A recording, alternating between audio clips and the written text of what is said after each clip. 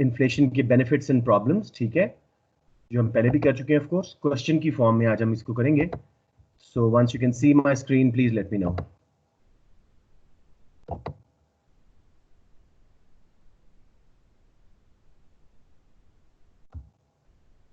जी बच्चों, can you see my screen? Yes, sir. Alright, wonderful. So let's move on to longer questions, 12 mark questions. इसमें काफ़ी variety हमारे पास है inflation के questions में। मैं बेसिक वाले से स्टार्ट कराता हूँ ताकि हमें पहले इन्फ्लेशन के बेनिफिट्स एंड प्रॉब्लम्स आ जाएं, तो फिर हम बाकी क्वेश्चंस करने में भी ज़रा आसानी हो जाएगी हमें, उसमें वैल्यूएशन भी सिमिलर होती है। सो लेट्स सी जी, discuss if inflation is always harmful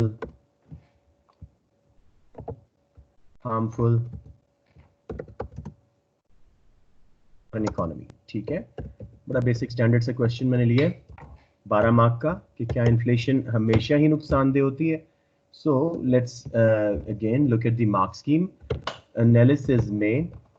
of course we going to go for 8 marks and उसके अंदर अप टू 4 why harmful, ठीक है, up to 4 why it is harmful and up to 4 why it is not harmful, ठीक है जी। तो अब इसको हम स्टार्ट करते हैं up to 4।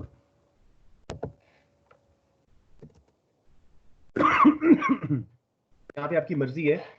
I like starting with external consequences, the international trade related consequences। तो मैं स्टार्ट करूंगा जी, if inflation rate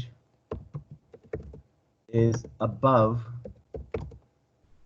the trading partners Jin countries से हम trade करते हैं, above the trading partners, something went wrong here, एक second ji, my computer has hung all of a sudden, I'm giving it some time to start again।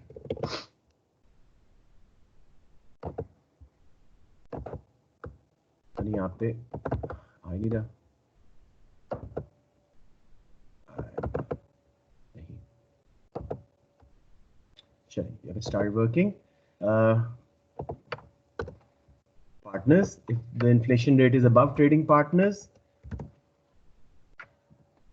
ठीक है, our exports will become expensive, जो हम कल भी बात कर रहे थे, our exports will become expensive और एज अ रिजल्ट उनकी डिमांड गिरेगी and loose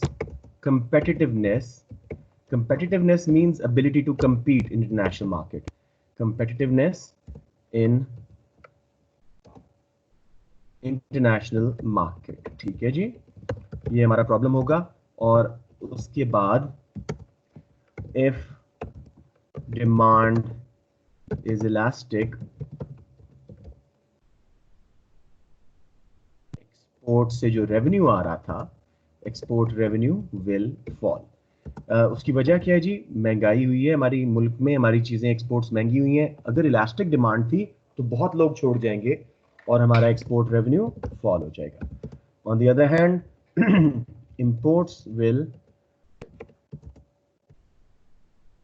imports will appear cheaper now, क्योंकि बाहर तो इन्फ्लेशन इतनी नहीं है ना, हमारे मुल्क में ज्यादा है। सो imports will appear cheaper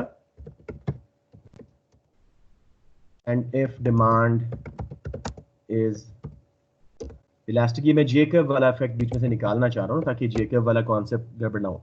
If demand is elastic, import expenditure will rise. This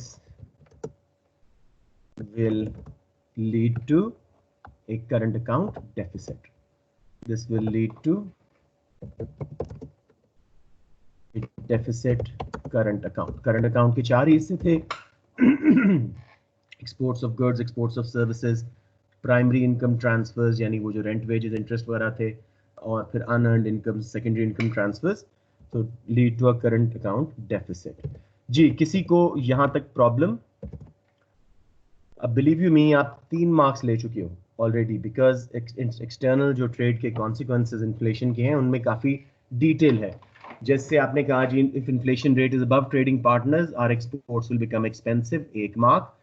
will lose demand या competitiveness in international market, 2 mark. और रेवेन्यू का लिंक बना देंगे तो 3 मार्क। यानी कि इंपोर्ट एक्सपोर्ट मिला के आपके ये 2, 3, इवन 4 तक मार्क्स बन सकते हैं। नेक्स्ट इंटरनेशनल जो कॉन्सिक्वेंस हम लिख सकते हैं जी, exchange rate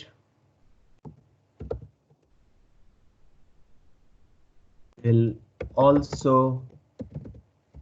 depreciate and may cause cost push inflation। कल हमने ये पढ़ा था, एक्सचेंज रेट डेप्रिशिएट होने से imported raw materials and components महंगे हो जाते हैं, तो जो डोमेस्टिक फर्म रॉ मटेरियल्स वगैरह इंपोर्ट कर रही थी उनकी कॉस्ट बढ़ती है, एग्रीगेट सप्लाई कम होती है और कॉस्ट पुश इन्फ्लेशन आ जाती है।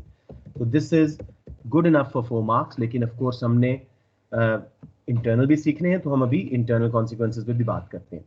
इंटरनल में I like to start with menu and shoe leather cost. Menu cost will rise, सबको याद है जी, मैं ब्रैकेट में लिख देता हूं, reprinting of menus, price list, etc. ये जो ब्रोशर्स वगैरह, वेबसाइट्स वगैरह हैं, उनकी बार बार उनको अपडेट करना पड़ता है, रीप्रिंट करना पड़ता है, तो उसकी वजह से मेन्यू कॉस्ट राइज होती है। 1 मार्क आपको मेन्यू कॉस्ट का मिल सकता है, और साथ में आप शू लेदर कॉस्ट भी यूज कर सकते हैं। शू लेदर कॉस्ट अगर भूला हुआ है तो मैं दोबारा बता रहा हूँ, शू लेदर कॉस्ट भी बढ़ेंगी। ये क्या होती हैं? People move money from one bank to another looking for better interest rate, ताकि महंगाई की वजह से जो उनकी रियल वैल्यू ऑफ सेविंग गिर रही है उसको बचाया जा सके। Shoe leather cost will rise as people move their savings from one bank to another, searching for better interest rate। पूरा लिख देता हूं, to protect real value means purchasing power. महंगाई में आपकी रियल इनकम गिरती है, आपकी सेविंग की रियल वैल्यू गिरती है, क्योंकि आप कम चीजें खरीद सकते हैं। Protect real value of. 4 marks से हम काफी ऊपर निकल चुके हैं, लेकिन मैं करवाए जा रहा हूं ताकि आपके सारा डिवाइस हो जाए। इनकम गैप्स में rise, this is a very important point. Income gaps में राइज, उसकी वजह एज एसेट होल्डर्स, प्रॉपर्टी है जिनके पास, जी एसेट होल्डर्स हैं, शेयर होल्डर्स हैं, गोल्ड है जिनके पास, दे विल बेनिफिट बिकॉज उनकी क्या कहते हैं, वैल्यू उनके एसेट्स वगैरह की बढ़ जाएगी। Asset holders, share holders,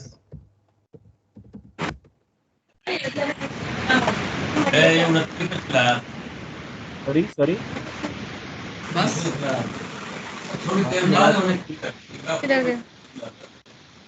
hello बेटे, अपना माइक बंद कर दो, बहुत बुरी आवाज आ रही है। इनकम गैप्स में राइज, हेलो या income gaps may rise as asset holders, shareholders, etc. will gain from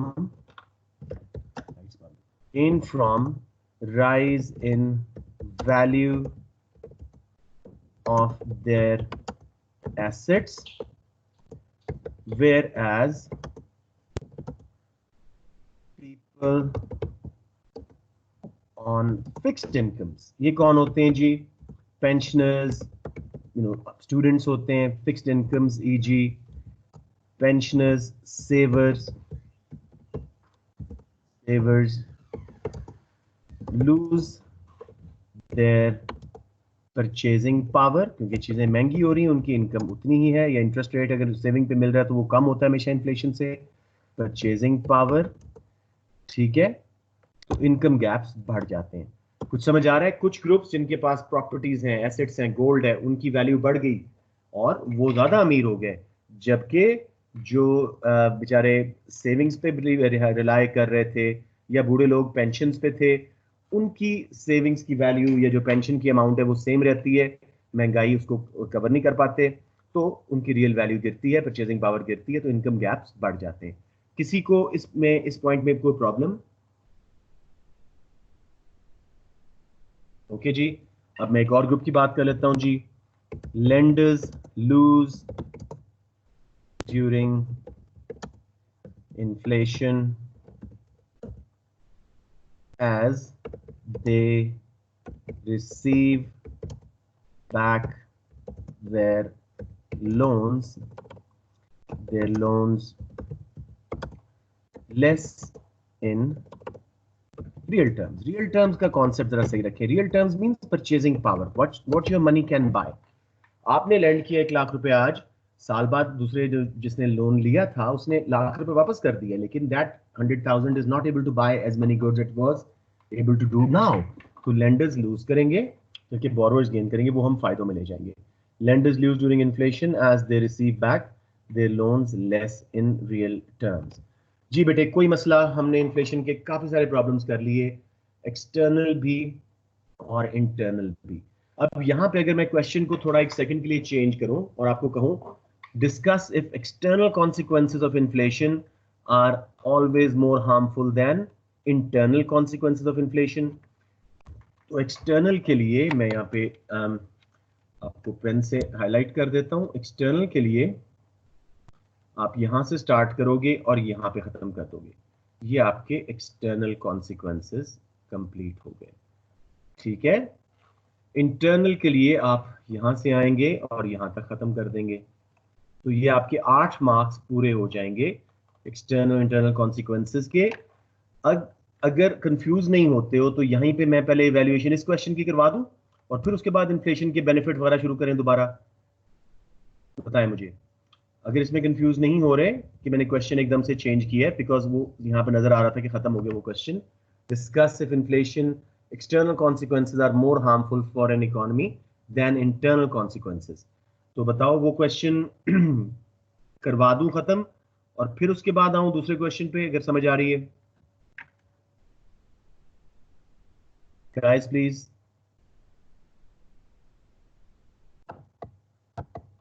are you even there? Yes you there.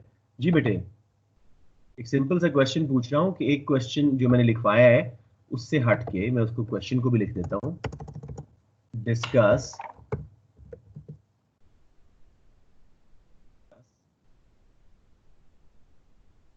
If external consequences या इफेक्ट्स, कुछ भी वो कहे, कॉन्सिक्वेंसेज पॉजिटिव नेगेटिव दोनों हो सकते हैं, of inflation are always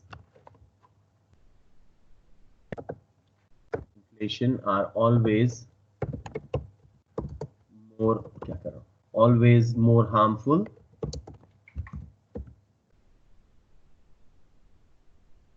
then it's internal.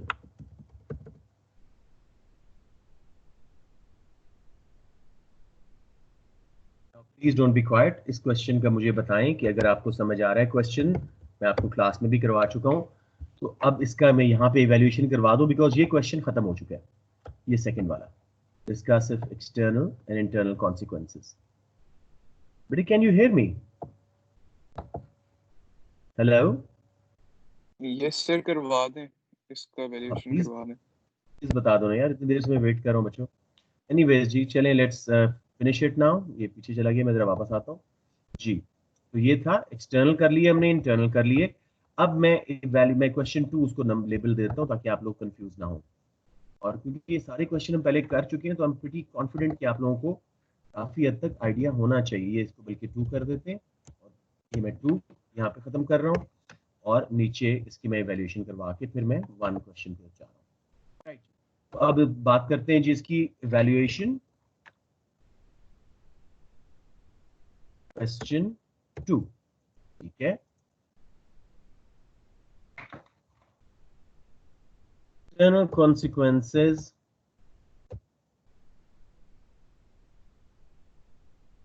may be more harmful if it is an open economy. Open economy कौन सी होती है? जो इंटरनेशनल ट्रेड बहुत ज्यादा करती है, जैसे चाइना है. But internal effects may be more if it is a closed economy. ये साल आप डिटेल में पढ़ोगे, what are open and closed economies. ठीक है,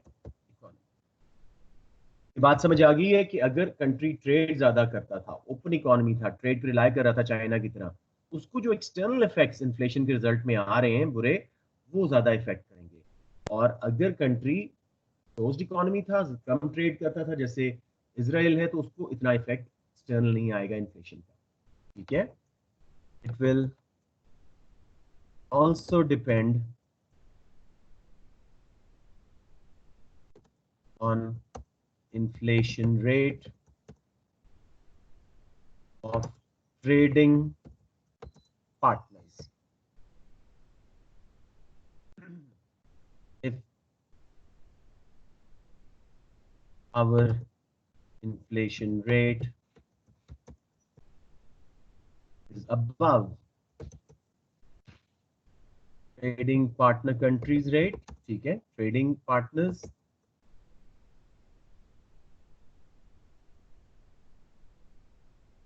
ठीक है, external effects will be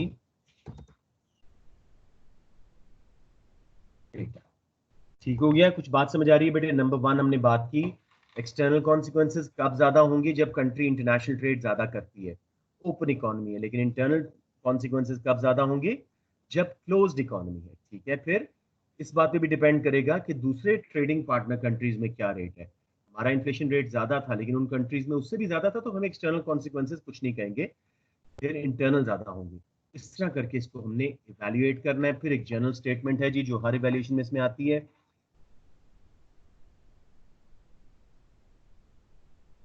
whether whether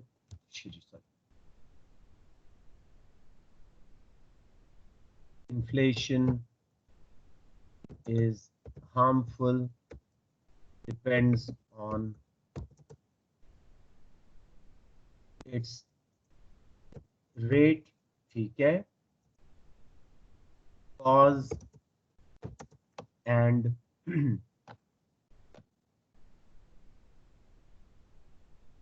whether it was expected or unexpected. जी बेटे, कुछ बात समझ आ रही है मैं क्या समझाना चाह रहा हूँ? एक तो हमने क्वेश्चन के मुताबिक पर्टिकुलर इवैल्यूएशन कर ली ना जी, एक्सटर्नल कॉन्सिक्वेंसेस कब ज्यादा होंगे, इंटरनल कब होंगे.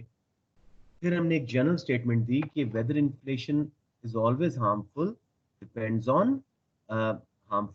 ऑन आपकी इसका rate. Mild inflation that is actually good for the economy. Hyper inflation बुरी है. कॉज क्या है? कॉस्ट पुश इन्फ्लेशन बुरी है क्योंकि उसके रिजल्ट में एग्रीगेट सप्लाई कम होती है. कल हमने देखा था अनएम्प्लॉयमेंट होती है. डिमांड पुल थोड़ी देर के लिए अच्छी है क्योंकि उससे जॉब भी क्रिएट हो रही होती है. और वेदर इट वाज एक्सपेक्टेड और अनएक्सपेक्टेड. एक्सपेक्टेड थी तो फर्म्स और लोग तैयारी कर लेंगे, उसके मुताबिक एडजस्ट कर लेंगे अपने आप को. लेकिन अगर अनएक्सपेक्टेड थी तो इन्फ्लेशन का जो है वो ज़्यादा मुश्किल हो जाएगा कंट्री को डील करना. जी बेटे, इस क्वेश्चन में किसी को किसी किस्म का problem, international consequences, internal consequences, फिर इवैल्यूएशन.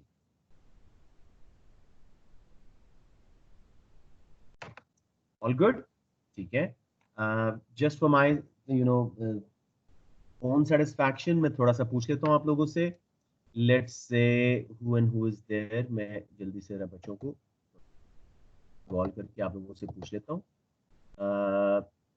पहला हाथ से मैंने बात की थी दानिश. दानिश बेटे, मुझे थोड़ा बताइएगा, आपको एक्सटर्नल कॉन्सिक्वेंसेस टोटली समझ आ गए इंटरनेशनल ट्रेड रिलेटेड? जी सर. हाँ जी सब क्लियर है. एक्सपोर्ट्स महंगी होती हैं, बस ये बहुत क्लियर होना चाहिए. 4 मार्क्स का है. चलिए अब हम बात कर लेते हैं. Let's say if Abdullah Awais is there. I guess not. Manoor को मैंने देखा था, मानूर से बात कर लेते हैं। मानूर बेटे, इंटरनल कॉन्सिक्वेंसेस आपको समझ आ गए सारे? मेन्यू कॉस्ट, शू लेदर कॉस्ट 1 मार्क के लिए, इनकम गैप्स 2 से 3 मार्क के लिए, फिर लेंडर्स को हमने बता दिया, सेवर्स लूज कर जाते हैं वो बता दिया। ये सब समझ आ गए बेटे? जी सर, आ गया। ओके, अब दूसरे क्वेश्चन में हमने क्या देखना है? Discuss if inflation is always harmful. तो अब हमने यहाँ पे, ये तो मैंने बहुत ज्यादा करवा दिया ना एक साइड पे, आप एक्सटर्नल इंटरनल मिला के ना बस यहाँ पे छोड़ देना। फॉर क्वेश्चन 1 आप यहाँ पे छोड़ देना up to 4 why it is harmful, ठीक है? और अब हम नीचे चलते हैं, why it is not harmful, कब इन्फ्लेशन इतनी बुरी नहीं होती, ठीक है? तो मैं क्वेश्चन, थोड़ा कंफ्यूज तो आप शायद हो रहे हो, लेकिन मैं क्वेश्चन 1 को कंटिन्यू करा रहा हूं because we done all these, तो आई एम होपिंग कि इतना मसला नहीं हो रहा होगा। Up to 4 why not harmful, हम बात करेंगे a mild inflation of 1 to 2% is actually good for the economy, ठीक है? Because aggregate demand is just above aggregate supply. AD is just above aggregate supply, and producers have a profit motive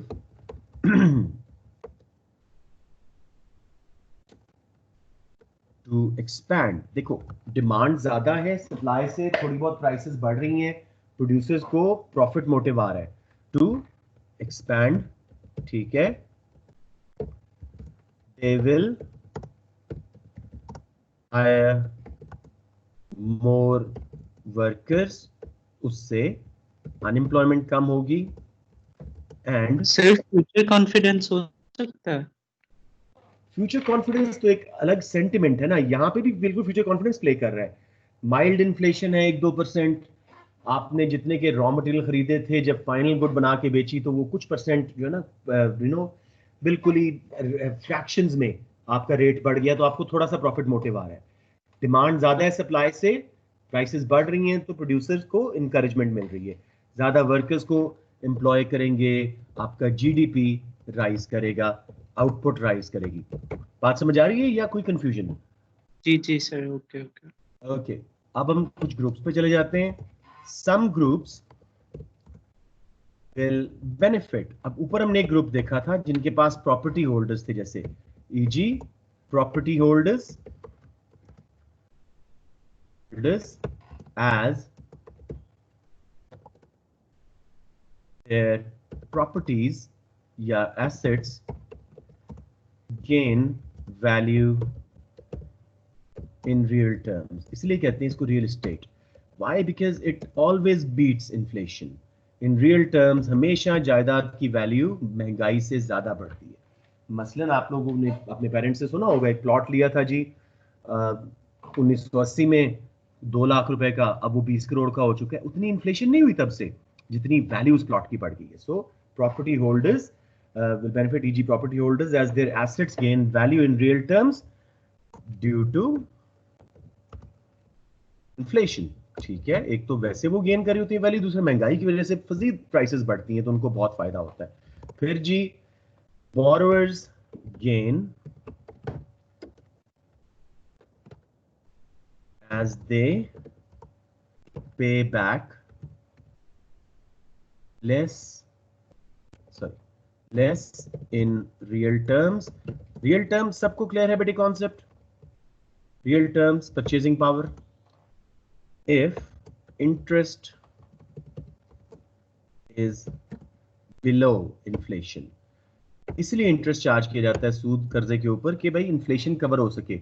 normally interest is always slow to rise compare to inflation. So जो borrowers हैं inflation के दौर में gain कर जाएंगे। आपको उन्होंने लाख रुपया दिया, आपने लाख रुपए वापस किया, लेकिन अब वो ज्यादा खरीद सक रहा है। So interest is below the rise in price level करते हैं, बल्कि सही लिखते हैं प्राइस लेवल, ठीक है। उसके अलावा जी गवर्नमेंट जो है उसका भी डेट बर्डन कम हो जाता है, लोकल डेट बर्डन, ठीक है, डेट बर्डन फॉल्स, क्योंकि उसको भी अब रियल टर्म्स में कम पे बैक करना है अपने लोगों को। सो किसी को प्रॉब्लम जी इन्फ्लेशन क्यों हार्मफुल नहीं है?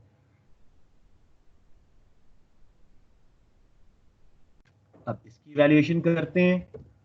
नीचे वाला मैं दोबारा आपको याद दिलाऊंगा, whether inflation is harmful depends on its rate, ठीक है। मैं इसको बल्कि कॉपी कर लेता हूं और दोबारा आपको ये जरा एक्सपैंडेड लिख देता हूं।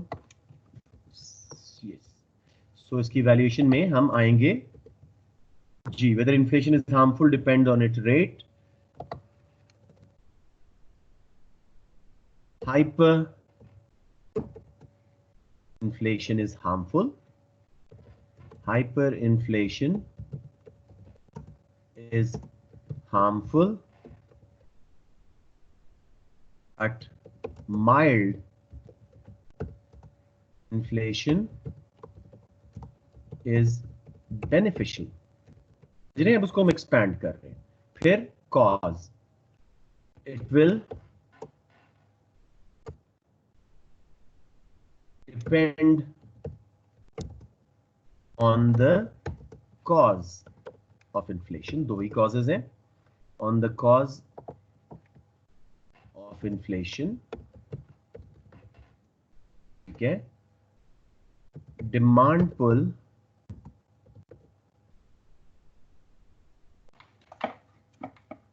inflation is less harmful, क्यों? इसमें जीडीपी बढ़ रहा होता है, full as jobs are created due to rise in aggregate demand, are created due to rise in aggregate demand, ठीक है। और इसको मैं but cost push, मैं इसको नीचे ले लेता हूं, but cost push is more harmful as it causes unemployment। इसमें जीडीपी गिर रहा होता है, सप्लाई लेफ्ट पे शिफ्ट हो रही होती है, ठीक है। फिर इसी तरह whether it was expected or if expected, और साथ में आप लगा देंगे comparative rate of trading partners, comparative rate of inflation in trading partners। अगर ट्रेडिंग पार्टनर्स का रेट आपसे ज्यादा है तो आपको इन्फ्लेशन एक्सटर्नल कॉन्सिक्वेंस नहीं आएगा। जी मेरे बेटा, समझ आ गई वैल्यूएशन दोनों क्वेश्चंस की, दोनों का स्केच समझ आ गया? Do you want me to go through it once again with you, या you are totally clear?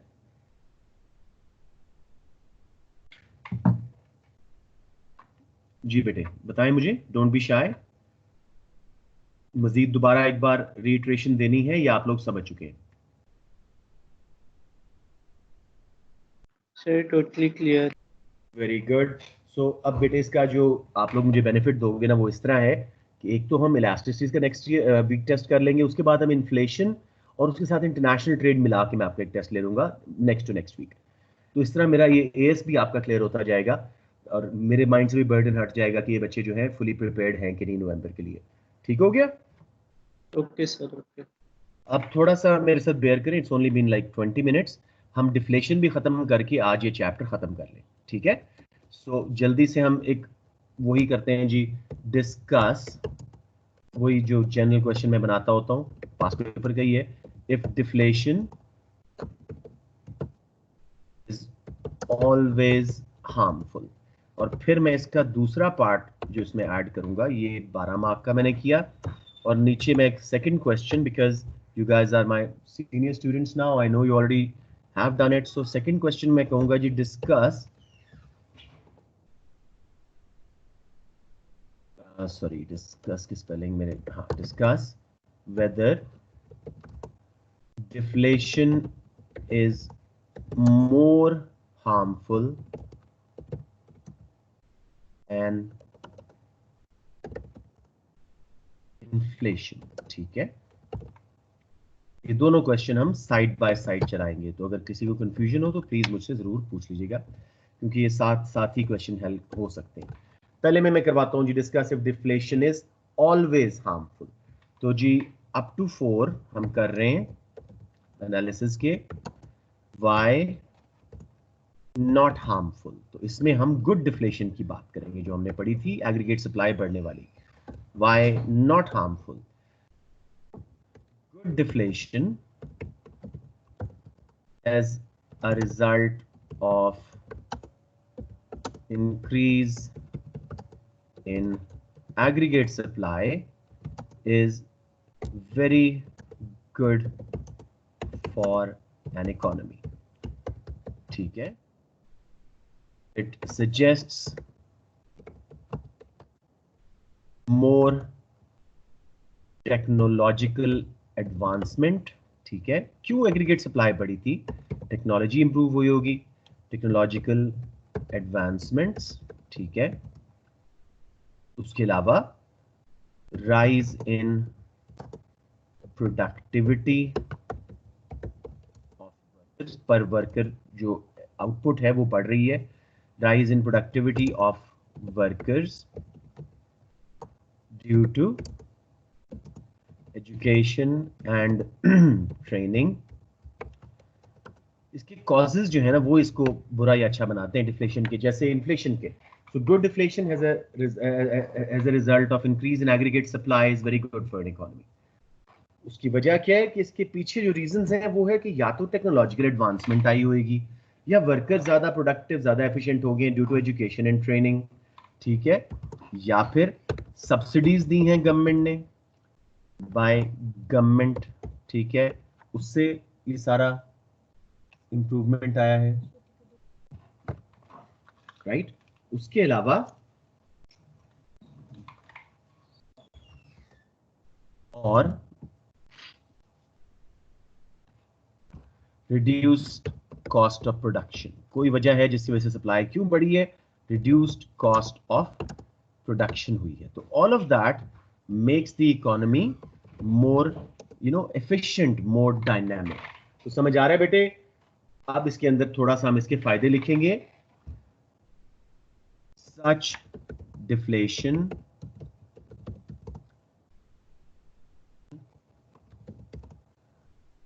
reduces price level. अब थोड़ा सा एक्सपोर्ट्स पे मुझे बात करें। डिफ्लेशन है आपके मुल्क में, reduces price level and makes exports more competitive. मैं पूरा वो डिटेल नहीं लिखवा रहा बिकॉज आप लोग पहले वो कर चुके हो। आपके मुल्क में महंगाई नहीं है, चीजें सस्ती हो रही हैं, एज अ रिजल्ट आपकी जो एक्सपोर्ट्स हैं वो ज्यादा कंपेटिटिव हो गई एंड इंपोर्ट्स सीम एक्सपेंसिव। ठीक है, अब जी करंट अकाउंट हमारा क्या हो जाएगा? बेहतर हो जाएगा। करंट अकाउंट विल इंप्रूव, या सरप्लस में आप लिख सकते हैं, चला जाएगा। कुछ समझ आ रही है बात बेटे? डिफ्लेशन थी अच्छी वाली, प्राइसेस कम हुई हैं, हमारी एक्सपोर्ट्स बाहर सस्ती हो गई, ज्यादा बिकी, लोगों को बहुत ही वो कंपेटिटिव लगी।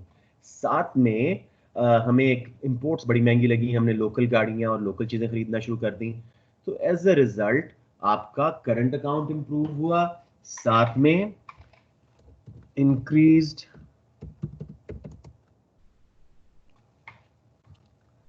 Sales of domestic goods. एक तो इंपोर्ट्स महंगी हुई थी, दूसरी चीजें सस्ती भी हुई थी, तो डोमेस्टिक गुड्स ज्यादा बिकेंगी, will create jobs, incomes, better living standards. ठीक है, एक बस वो इकोनॉमिक्स में यही होता है कि आप अपना एक चेन सी बना दें बात की, लिविंग स्टैंडर्ड्स। ठीक है, एंड जीडीपी राइजेस। ठीक है जी, तो फायदे हो गए हमारे अच्छी वाली डिफ्लेशन के। इसमें सिर्फ हम एग्रीगेट सप्लाई को अगर आप बनाना चाहें कर्व तो बाहर शिफ्ट कर दीजिएगा, प्राइस लेवल नीचे हो जाएगा, लेकिन साथ में जीडीपी भी बढ़ जाएगा। बना दूं जल्दी से, या समझ आ गया कौन सा ग्राफ बनाना है? चलिए मैं बड़ा छोटा सा बना के दे रहा हूँ आपको यहाँ पे। Price level, GDP, normal demand supply, बस एडी लिखना है उसके साथ, और सप्लाई के साथ एएस लिखना है। ये प्राइस लेवल था और ये आपका जीडीपी था। अब एग्रीगेट सप्लाई बड़ी बाहर गई तो देखो डिफ्लेशन तो आई है, लेकिन साथ साथ कितनी जीडीपी बढ़ा है और जॉब्स क्रिएट हुई है। This is very good for an economy. बुरी कौन सी है? बैड डिफ्लेशन, जब एग्रीगेट डिमांड गिरती है। तो अब हम उल्टी साइड पे जा रहे हैं जी, अप टू 4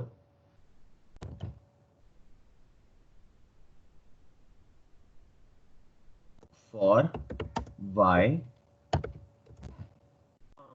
बैड। ठीक है, तो इसको जल्दी से अब देख लेते हैं जी। Bad deflation due to fall in aggregate demand is worst for an economy. worst for an economy कर लेते हैं, worst for an economy। क्यों जी? इकोनॉमी एक डाउनवर्ड स्पाइरल में फंस जाती है, डीप रिसेशन। देखो एग्रीगेट डिमांड गिरी तो उसके रिजल्ट में fall in demand leads firms to reduce prices. वो कहते हैं जी शायद इसलिए नहीं बिक रही कि चीजें महंगी हैं, वो प्राइसेस कम करते हैं। कंज्यूमर्स जैसे इन्फ्लेशन में जल्दी खरीदते हैं, डिफ्लेशन में डिले करते हैं। कंज्यूमर्स डिले स्पेंडिंग, वो कहते हैं जी और सस्ती हो जाए, प्लॉट लेना था और सस्ता हो जाए, delay spending. Aggregate demand keeps falling and causes, अब ये थोड़ा सा फिलहाल आपको मेरे साथ बस मान लेना पड़ेगा, एक डाउनवर्ड मल्टीप्लायर इफेक्ट होगा जो पढ़ना है आपने इस साल। डाउनवर्ड मल्टीप्लायर इफेक्ट मैं आपको समझाता हूं, इसका मतलब क्या है बेसिक वाला। बेटे अगर 10,000 लोग जॉब लूज करें ना, तो इकोनॉमिक्स कहती है कि 50,000 लोगों की जॉब जाया होती है। मसलन गॉड फॉरबिड आज सिटी स्कूल बंद हो जाए, let's say they are hiring about 25,000 people, 25,000 लोगों की इनकम खत्म। उनके लेट से 4 डिपेंडेंट्स हैं, 4 की फैमिली है, तो 1 लाख लोगों की इनकम खत्म हुई। वो 1 लाख लोग जहां स्पेंड करते थे, जहां हॉलीडे पे जाते थे या कोई जिम वगैरह करते थे, वो सारी इनकम्स जो लोगों की जनरेट होती थी, 1 person spending is another person income, उधर भी इनकम्स गिरी। उन्होंने भी आगे बंदे निकाले, एक जैसे डोमिनो इफेक्ट नहीं होता, साइकिल स्टैंड पे एक साइकिल गिरता है तो पूरी लाइन गिर जाती है। तो that is what bad deflation does. Aggregate demand Giri, firms ने प्राइसेस कम की कि कंज्यूमर खरीदेंगे, कंज्यूमर डिले करते गए स्पेंडिंग के भी और सस्ता होने दो, एग्रीगेट डिमांड गिरने लगी। सॉरी मैं यहाँ पे थोड़ा सा करूँ, एक मैंने लिंक मिस किया है, keeps falling and unemployment occurs, ठीक है, causing a downward multiplier effect। ठीक है, causing a downward multiplier effect। इसमें भी बेटे मेन्यू कॉस्ट राइज होंगी। अब क्यों? रीप्रिंट करना पड़ेगा सस्ता होने की वजह से, reprinting of menus and brochures, menu cost वगैरह बढ़ना शुरू हो जाएंगी। ठीक है उसके अलावा जी गवर्नमेंट डेट बर्डन जो है वो उल्टा हो रहा है ना, बढ़ना शुरू हो जाएगा। मसलन जो लोगों से उन्होंने लोन लिए हुए थे बॉन्ड्स बेच के, हमसे गवर्नमेंट लोन्स लेती है बॉन्ड्स बेच के, सिक्योरिटीज बेच के। अब डिफ्लेशन हुई है, गवर्नमेंट ने जब लोन्स लिए थे उस वक्त परचेजिंग पावर ज्यादा थी। ठीक है, अब वो जब डेट बर्डन फॉल, सॉरी मैं उल्टा कर गया हूं, ये ऊपर आना चाहिए था। इधर आएगा जी लेंडर्स, तो यहां पे गेन करेंगे। हाँ गवर्नमेंट, सही लिखा था, government debt burden will rise, क्योंकि जब लोन लिया था तो रियल वैल्यू ऑफ मनी ज्यादा थी, कम थी, और जब वापस कर रहे हैं तो रियल वैल्यू, परचेजिंग पावर बहुत बढ़ चुकी है प्राइसेस गिरने से। Debt burden will rise causing them to have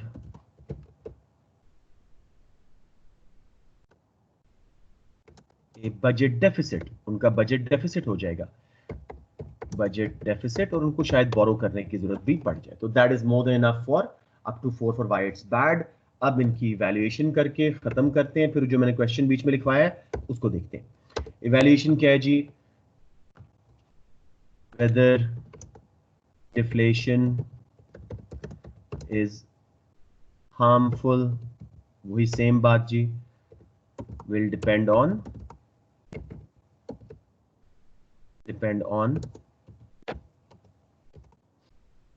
its cause, ठीक है।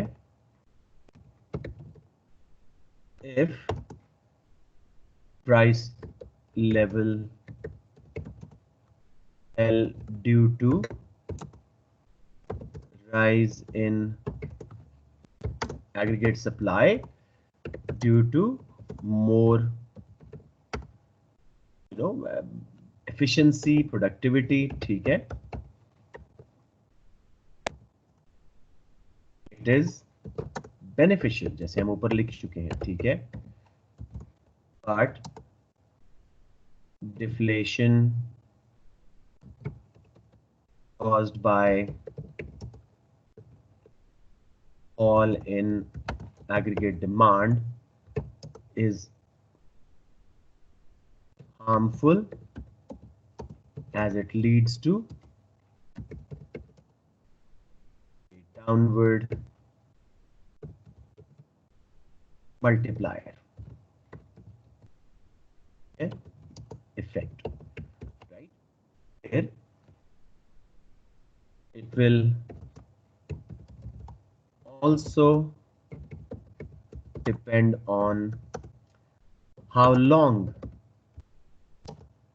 the period of deflation was. 1-2 साल कोई मसला नहीं है, but if it continues, ठीक है, तो फिर deflation harmful होना शुरू हो जाती है।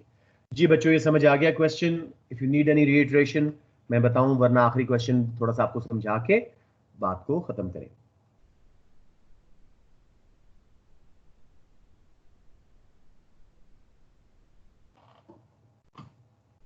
So all clear? Please let me know. Wow, silence. Guys, come on. Is it all clear? Are you all even Yes, there? yes. एक ही Yes, बच्चा yes. पूछ रहा है। शुक्र है कोई बोल ही रहा है अब। ठीक है बेटे। All right. तो अब मैंने जो दूसरा क्वेश्चन लिखवाया था बेटे, उसकी वैल्यूएशन जरा देख लेते हैं, वो मैं ऊपर सारा समझ आ जाएगा। अब वो कह रहा था यहाँ पे question, discuss whether deflation is more harmful than inflation. तो पहले तो up to 4 for why deflation is harmful, ठीक है, ये वाला पार्ट। फिर इन्फ्लेशन के हार्म्स हम बताएंगे, राइट। उसके बाद हम बाद में दोनों को कंपेयर करेंगे कि जी डिपेंड करता है कौन सी टाइप की इन्फ्लेशन या डिफ्लेशन है। अगर डिमांड पुल इन्फ्लेशन है वो अच्छी है इकोनॉमी के लिए, माइल्ड इन्फ्लेशन है वो अच्छी है, लेकिन अगर कॉस्ट पुश है और हाइपर है तब बुरी है। इसी तरह डिफ्लेशन अगर एग्रीगेट डिमांड गिरने की वजह से हुई तो हार्मफुल थी, एग्रीगेट सप्लाई बढ़ने की वजह से हुई तो बहुत अच्छी है। So it depends on the type and cause of deflation or inflation. It also depends upon their rate. It also depends on trading partners rates of inflation and deflation. समझ आ गया या लिख दूं?